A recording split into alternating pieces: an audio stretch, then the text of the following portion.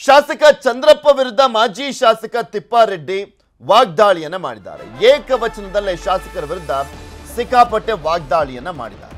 ಈ ಪೋತಪ್ಪ ನಾಯಕನಿಗೆ ಹೆದರಿ ನಾನು ಕೂತಿಲ್ಲ, ಚಂದ್ರಪ್ಪ ಮಗನಿಗೆ ಯಾಕೆ ಟಿಕೆಟ್ ಕೊಡಬೇಕು, ಟಿಕೆಟ್ ಕೊಡಬೇಡಿ ಅಂತ ನಾನೇನು ಹೇಳಿಲ್ಲ, ನಾಯಕರಿಗೆ ನನ್ನ ಅಭಿಪ್ರಾಯ ಹೇಳಿದ್ದೇನೆ ಅಂತ ಹೇಳಿದ್ದಾರೆ ತಿಪ್ಪಾರೆಡ್ಡಿ ಅವರು.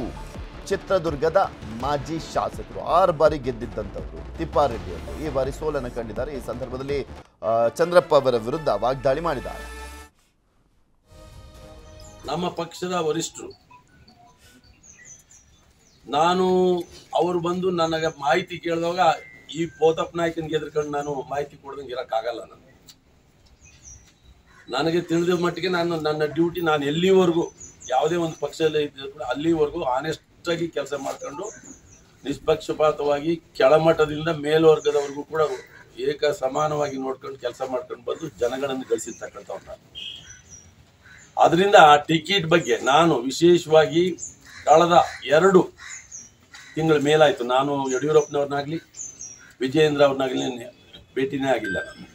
ನಾನು ಹಿಂದೆ ಬಿದ್ದು ಅಲ್ಲಿ ಬಿದ್ದು ಅವ್ರಿಗೆ ಮಾತಾಡಿ ಇವ್ರಿಗೆ ಮಾತಾಡಿ ಅವ್ರ ಮಗನ ಟಿಕೆಟ್ ತಪ್ಸಂತ ಹೇಳೋದಕ್ಕೆ ಅವನೇನು ದೊಡ್ಡ ಲೀಡರ್ ಅಲ್ಲ, ಅವನ ಸುಪುತ್ರ. ಕರ್ನಾಟಕದಲ್ಲಿ ಕೇಂದ್ರ ಸಚಿವ ಅಮಿತ್ ಶಾ ಅವರು ಟೂರ್ ಫಿಕ್ಸ್ ಆಗಿದೆ. ಏಪ್ರಿಲ್ 2ರಂದು ಬೆಂಗಳೂರಿಗೆ ಅಮಿತ್ ಶಾ ಆಗಮಿಸ್ತಾ ಇದ್ದಾರೆ. ಏಪ್ರಿಲ್ 2ನೇ ತಾರೀಕು ಅಂದರೆ ಮಂಗಳವಾರ ಅರಮನೆ ಮೈದಾನದಲ್ಲಿ ಅಮಿತ್ ಶಾ ಅವರ ಸಮಾವೇಶ ನಡೆಯಲಿರುವಂಥದ್ದು. ಅಮಿತ್ ಶಾ ಅವರು ಆ ಸಮಾವೇಶದಲ್ಲಿ ಭಾಗಿಯಾಗ್ತಾ ಇದ್ದಾರೆ. ಬೆಳಗ್ಗೆ 9ಕ್ಕೆ ದೋಸ್ತಿ ನಾಯಕರ ಜೊತೆ ಉಪಹಾರ ಸಭೆ ಇದೆ. ಬೆಳಗ್ಗೆ 11 ಗಂಟೆಗೆ 5 ಕ್ಷೇತ್ರಗಳ ಕಾರ್ಯಕರ್ತರ ಸಮಾವೇಶವನ್ನ ಕರೆಯಲಾಗಿದೆ. ಏಪ್ರಿಲ್ 2ರ ಸಂಜೆ ಚನ್ನಪಟ್ಟಣದಲ್ಲಿ ಅಮಿತ್ ಶಾ ಅವರು ರೋಡ್ ಶೋವನ್ನ ಮಾಡ್ತಾ ಇದ್ದಾರೆ. ಚನ್ನಪಟ್ಟಣ ಬೆಂಗಳೂರು ಗ್ರಾಮಾಂತರ ವ್ಯಾಪ್ತಿಗೆ ಬರುವಂತ ಒಂದು ವಿಧಾನಸಭಾ ಕ್ಷೇತ್ರ, ಅಲ್ಲಿ ರೋಡ್ ಶೋವನ್ನ ಮಾಡ್ತಾ ಇದ್ದಾರೆ ಅಮಿತ್ ಶಾ ಅವರು.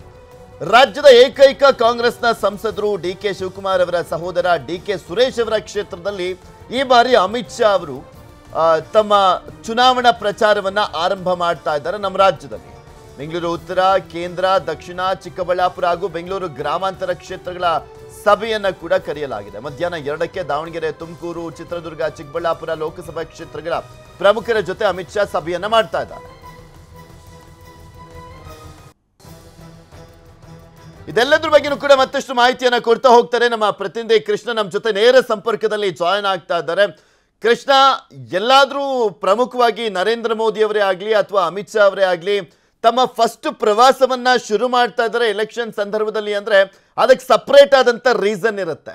ಯಾರನ್ನಾದ್ರೂ ಟಾರ್ಗೆಟ್ ಮಾಡಿಕೊಂಡೇ ಬಂದು ಅವರು ಪ್ರಚಾರವನ್ನ ಮಾಡಲಿಕ್ಕೆ ಸೋಲಿಸುವಂತ ನಿಟ್ಟಿನಲ್ಲಿ ವೇದಿಕೆಯನ್ನ ಸಿದ್ಧಪಡಿಸಿಕೊಂಡಿರ್ತಾರೆ. ನಾವು ನೋಡಿದ್ವಿ ಕಲಬುರಗಿ ಅಂದ್ರೆ ಎಐಸಿಸಿ ಅಧ್ಯಕ್ಷರಾಗಿರುವಂತ ಮಲ್ಲಿಕಾರ್ಜುನ್ ಖರ್ಗೆ ಅವರ ಕ್ಷೇತ್ರದಿಂದ ನರೇಂದ್ರ ಮೋದಿ ಅವರು ಶುರು ಮಾಡಿದ್ರೆ, ಅಮಿತ್ ಶಾ ಅವರು ರಾಜ್ಯದ ಏಕೈಕ ಕಾಂಗ್ರೆಸ್ನ ಸಂಸದ, ಕೆಪಿಸಿಸಿ ಅಧ್ಯಕ್ಷರು ಹಾಗೆ ಉಪಮುಖ್ಯಮಂತ್ರಿಗಳಾಗಿರುವಂತ ಡಿ.ಕೆ. ಶಿವಕುಮಾರ್ ಅವರ ಸಹೋದರನ ಕ್ಷೇತ್ರದಿಂದ ಆರಂಭ ಮಾಡ್ತಾ ಇದ್ದಾರೆ. ಪರ್ಟಿಕ್ಯುಲರ್ ರೀಸನ್ ಅಂದ್ರೆ ಸೋಲಿಸಲೇಬೇಕು ಅನ್ನುವಂತ ನಿಟ್ಟಿನಲ್ಲಿ ಒಂದು ದೊಡ್ಡ ಮೆಸೇಜ್ ಅನ್ನ ಪಾಸ್ ಮಾಡ್ಲಿಕ್ಕ ಈ ಪ್ಲಾನು.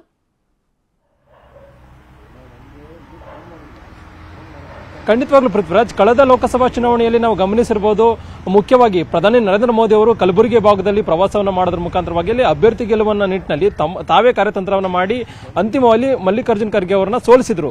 ಈಗ ಕೇಂದ್ರ ಗೃಹ ಸಚಿವರಾಗಿರತಕ್ಕಂಥ ಅಮಿತ್ ಶಾ ಅವರು ಕೂಡ 2024 ಲೋಕಸಭಾ ಚುನಾವಣೆ ಸಂದರ್ಭದಲ್ಲಿ ಒಬ್ಬರೇ ಆಗಿರತಕ್ಕಂಥ ಕಾಂಗ್ರೆಸ್ನ ಸಂಸದರಾಗಿರತಕ್ಕಂಥ ಡಿ.ಕೆ. ಸುರೇಶ್ ಅವರನ್ನ ಶತಾಯಗತಾಯವಾಗಿ ಸೋಲಿಸುವಂತ ನಿಟ್ಟಿನಲ್ಲಿ ಕೂಡ ಸಜ್ಜಾಗಿರುವಂತದ್ದು.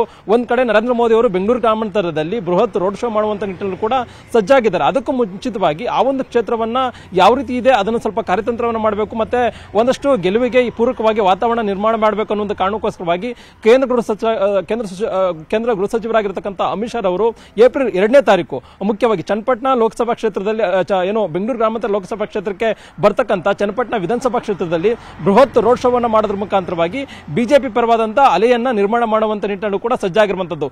ಅದ್ರ ಜೊತೆಗೆ ಬಹಳ ಪ್ರಮುಖವಾಗಿ ರಾಜ್ಯ ಬಿಜೆಪಿಯಲ್ಲಿ ಒಂದಷ್ಟು ಅಸಮಾಧಾನ ಕೂಡ ಇನ್ನೂ ಕೂಡ ಮುಂದುವರೆದಿದೆ. ರಾಜ್ಯ ಬಿಜೆಪಿ ನಾಯಕರು ಕೂಡ ಅಸಮಾಧಾನವನ್ನು ಶಮನ ಮಾಡುವಂತ ನಿಟ್ಟಿನಲ್ಲಿ ಕೂಡ ಕಾರ್ಯತಂತ್ರವನ್ನು ಮಾಡಿದ್ರು ಕೂಡ ಅದು ಅತ್ಯಂತ ಸಂಪೂರ್ಣವಾಗಿ ಸಫಲ ಆಗಿಲ್ಲ. ಆ ಕಾರಣಕ್ಕೋಸ್ಕರವಾಗಿಯೇ ಈಗ ರಾಧಾ ಮೋಹನ್ ದಾಸ್ ಅಗರ್ವಾಲ್ ಅವರು ಕೂಡ ರಾಜ್ಯ ಬಿಜೆಪಿಯ ಒಂದಷ್ಟು ಲೋಕಸಭಾ ಕ್ಷೇತ್ರಗಳ ಅತೃಪ್ತಿ ಅಸಮಾಧಾನದ ಬಗ್ಗೆ ಒಂದಷ್ಟು ರಿಪೋರ್ಟ್ ಅನ್ನ ಹೈಕಮಾಂಡ್ ನಾಯಕರಿಗೆ ಸಲ್ಲಿಕೆಯನ್ನ ಮಾಡಿದ್ದಾರೆ. ಈಗ ಆ ಒಂದು ವರದಿಯನ್ನ ತೆಗೆದುಕೊಂಡು ಅಮಿತ್ ಶಾ ಅವರು ಖುದ್ದು ದಾವಣಗೆರೆ, ಚಿಕ್ಕಬಳ್ಳಾಪುರ ಮತ್ತೆ ತುಮಕೂರು ಲೋಕಸಭಾ ಕ್ಷೇತ್ರಗಳಲ್ಲಿ ಅಸಮಾಧಾನ ಇದೆ, ಚಿತ್ರದುರ್ಗ ಸೇರಿದಂತೆ 4 ಲೋಕಸಭಾ ಕ್ಷೇತ್ರಗಳು ಕೂಡ ಅಸಮಾಧಾನವನ್ನ ಶಮನ ಮಾಡುವಂತ ನಿಟ್ಟಿನಲ್ಲಿ ಕೂಡ ಈಗಾಗಲೇ ಸಜ್ಜಾಗಿರುವಂತದ್ದು. ಖುದ್ದು ಅಮಿತ್ ಶಾ ಅವರೇ ಪ್ರಮುಖರ ಜೊತೆ ಸಮಾಲೋಚನೆಯನ್ನು ಮಾಡೋದ್ರ ಮುಖಾಂತರವಾಗಿ ಯಾರೇ ಅಸಮಾಧಾನರು ಇದ್ರೂ ಕೂಡ ಅವ್ರನ್ನ ಒಂದ್ ರೀತಿ ಎಲ್ಲರೂ ಕೂಡ ಒಂದ್ ರೀತಿ ಒಟ್ಟಾಗಿ ಹೋಗುವಂತ ನಿಟ್ಟಿನಲ್ಲಿ ಕೂಡ ಕಾರ್ಯತಂತ್ರ ಮಾಡೋದಕ್ಕೂ ಕೂಡ ಸೂಚನೆ ಕೊಡುವಂತದ್ದು. ಯಾಕಂದ್ರೆ ಈ ಒಂದು ಚುನಾವಣೆ ನರೇಂದ್ರ ಮೋದಿ ಅವರ ನಾಯಕತ್ವದ ಚುನಾವಣೆ ಆಗಿರುವಂತಹ ಸಂದರ್ಭದಲ್ಲಿ ಯಾವುದೇ ಕಾರಣಕ್ಕೂ ಕೂಡ ಸಮಸ್ಯೆ ಆಗಬಾರ್ದು, ಹಿನ್ನಡೆಯಾಗಬಾರ್ದು ಅನ್ನೋ ಒಂದು ಕಾರಣಕ್ಕೋಸ್ಕರವಾಗಿ ಖುದ್ದು ಅಮಿತ್ ಶಾ ಅವರೇ ಈ ಒಂದು 4 ಲೋಕಸಭಾ ಕ್ಷೇತ್ರಗಳಲ್ಲಿ ಪ್ರಮುಖರ ಸಭೆಯನ್ನು ಮಾಡೋದ್ರ ಮುಖಾಂತರವಾಗಿ ಒಗ್ಗಟ್ಟಾಗಿ ಹೋಗುವಂತ ನಿಟ್ಟಿನಲ್ಲಿ ಕೂಡ ಕಾರ್ಯತಂತ್ರವನ್ನು ರೂಪಿಸ್ತಾ ಇರುವಂತದ್ದು. ಅದ್ರ ಜೊತೆಗೆ ಬಿಜೆಪಿ ಮತ್ತೆ ಜೆಡಿಎಸ್ ನ ದೋಸ್ತಿ ನಾಯಕರ ಜೊತೆಗೆ ಉಪಹಾರದ ಸಭೆಯನ್ನು ಮಾಡೋದ್ರ ಮುಖಾಂತರವಾಗಿ ರಾಜ್ಯದ 28 ಲೋಕಸಭಾ ಕ್ಷೇತ್ರಗಳಲ್ಲಿ ಯಾವ ರೀತಿಯಾಗಿ ಗೆಲ್ಲಬೇಕು ಅನ್ನೋದ್ರ ಬಗ್ಗೆ ಕೂಡ ಒಂದಷ್ಟು ಸೂಚನೆ ಕೊಡುವಂತದ್ದು. ಅದ್ರ ಜೊತೆಗೆ ಬೆಂಗಳೂರಲ್ಲಿ ಅರಮನೆ ಮೈದಾನದಲ್ಲಿ ಬೆಂಗಳೂರು ದಕ್ಷಿಣ ಲೋಕಸಭಾ 4 ಲೋಕಸಭಾ ಕ್ಷೇತ್ರಗಳಿಗೆ ಸೀಮಿತವಾಗಿ ಕಾರ್ಯಕರ್ತರ ಸಮಾವೇಶನ ಮಾಡೋದ್ರ ಮುಖಾಂತರವಾಗಿ ಒಂದು ಸಂದೇಶವನ್ನು ಕೊಡುವಂತದ್ದು. ಹೀಗೆ ಅಮಿತ್ ಶಾ ಅವರು ಮೊದಲ ಹಂತವಾಗಿ ಏಪ್ರಿಲ್ 2ನೇ ತಾರೀಕು ಪ್ರವಾಸವನ್ನು ಮಾಡೋದ್ರ ಮುಖಾಂತರವಾಗಿ ಒಂದು ರೀತಿ ಬಿಜೆಪಿ ಅಭ್ಯರ್ಥಿಗಳಿಗೆ ಗೆಲ್ಲುವುದಕ್ಕೆ ಪೂರಕವಾಗಿ ಏನು ವಾತಾವರಣ ನಿರ್ಮಾಣ ಮಾಡಬೇಕು, ಆ ಒಂದು ನಿರ್ಮಾಣ ಮಾಡುವಂತ ನಿಟ್ಟಿನಲ್ಲಿ ಯಾವೆಲ್ಲ ಕಾರ್ಯತಂತ್ರವನ್ನು ಮಾಡಬೇಕು ಅನ್ನೋ ಕಾರ್ಯತಂತ್ರವನ್ನು ರೂಪಿಸೋದ್ರ ಮುಖಾಂತರವಾಗಿ ಒಂದು ಬಿಜೆಪಿ ಪರವಾದಂತ ಅಲೆಯನ್ನ ನಿರ್ಮಾಣ ಮಾಡುವಂತದ್ದು. ಆ ಮುಖಾಂತರವಾಗಿ ಬಿಜೆಪಿ ಅಭ್ಯರ್ಥಿಗಳನ್ನು ಗೆಲ್ಲಿಸೋದಕ್ಕೆ ಅಮಿತ್ ಶಾ ಅವರು ಮುಂದಾಗಿರುವಂತದ್ದು. ಹೀಗಾಗಿ ಏಪ್ರಿಲ್ 2ನೇ ತಾರೀಕಿನ ಅಮಿತ್ ಶಾ ಅವರ ಪ್ರವಾಸ ಒಂದು ರೀತಿ ಅತ್ಯಂತ ಮಹತ್ವವನ್ನು ಪಡ್ಕೊಂಡಿರುವಂತದ್ದು. ವಿಶೇಷವಾಗಿ ಡಿಕೆ ಸುರೇಶ್ ಅವರ ಕ್ಷೇತ್ರದಲ್ಲಿ ಒಂದು ರೀತಿ ದೇಶದ ಒಗ್ಗಟ್ಟಿನ ಸಂದೇಶವನ್ನು ಕೊಡುವಂತಕ್ಕೂ ಕೂಡ ಈಗಾಗಲೇ ಸಜ್ಜಾಗಿರುವಂತದ್ದು. ಪೃಥ್ವಿರಾಜ್, ಧನ್ಯವಾದ ಕೃಷ್ಣ ನಿಮ್ಮೆಲ್ಲ ಮಾಹಿತಿಗಾಗಿ. ಕನ್ನಡಿಗರ ಮೆಚ್ಚಿನ ನಿಮ್ಮ ನ್ಯೂಸ್ 18 ಕನ್ನಡ ಈಗ ವಾಟ್ಸ್ಆಪ್ನಲ್ಲಿಯೂ ಲಭ್ಯ. ಕರ್ನಾಟಕ ಮತ್ತು ದೇಶ ವಿದೇಶದ 360 ಡಿಗ್ರಿ ಸುದ್ದಿ ವಿವರವನ್ನ ನೀವು ನಿಮ್ಮ ಕೈ ಬೆರಳುಗಳಲ್ಲಿಯೇ ಪಡೆಯೋದಿಕ್ಕೆ ಈ QR ಕೋಡ್ ಅನ್ನ ಸ್ಕ್ಯಾನ್ ಮಾಡಿ. ನಮ್ಮ ಚಾನೆಲ್ ಅನ್ನ ಫಾಲೋ ಮಾಡಿ, ನೋಟಿಫಿಕೇಶನ್ ಆನ್ ಮಾಡಿ.